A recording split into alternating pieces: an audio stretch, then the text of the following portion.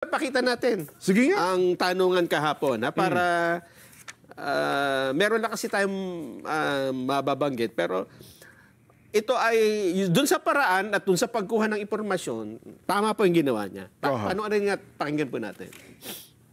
Meron po ba kayong kamag-anak, asawa o kaya kapamilya na nasa gobyerno ngayon? Yes po, Your Honor. Sino po sila at ano ang kanilang posisyon? Po? Sino po sila? Yung sinasabi niyong kamag-anak ninyo. Kapatid ko po, Your Honor. And what is his position in government? Mayor po, ngayon, sa isang bayan sa Sorsogon po. Saan po? Sa Sorsogon. Sa Sorsogon. Sir. Aside from your brother or is that sister?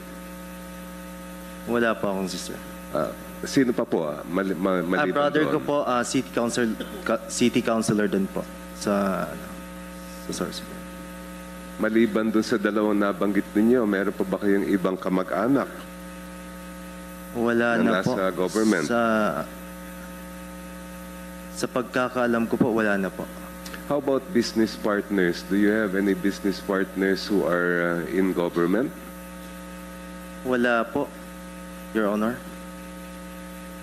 In the last elections, last two cycles of elections, 2022 and 2025, kayo po ba ay nagbigay ng donasyon sa sino man na kumandidato, whether local or national, sa huli mga eleksyon? 2022, Your Honor? Yes. Yes po, Your Honor. Kanino po yon? Kay Senator Cheese po, Escudero. Senator Cheese Escudero. Yes po. Aside from Senator Escudero, may I know if there have been other candidates for either national or local positions that you gave donations to? Wala na po, Your Honor. And more or less, magkano daw ang inyong na-donate sa kampanya ni Senator Cheese? 30 million po, Your Honor. 30 million pesos, yes. Yes, This po. was during the time that you already had government projects. Is that right? Ano po? Sorry, Your Honor. Noong panahon na yun, kayo ay meron ng mga proyekto o kontrata sa gobyerno? Yes po, since 2009 po. Oh. Thank you. Ayan. Di ba? Yun. Oo. So, ang ano lang ang gustong palitawin ni Cheljok, no? Naidlip ako eh.